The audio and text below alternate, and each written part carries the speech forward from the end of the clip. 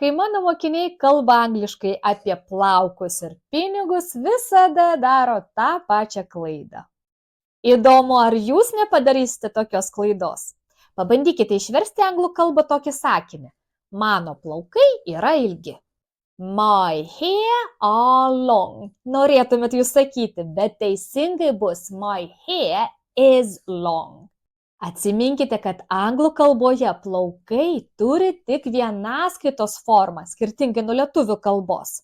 Nėra tokio žodžio hairs, tik hair.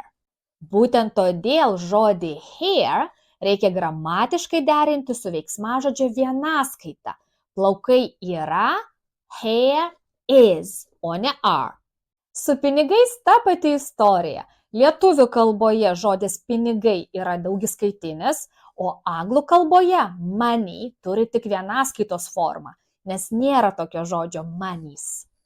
Todėl norėdami paklausti, kur mano pinigai, klauskite ne where are my money, bet where is my money.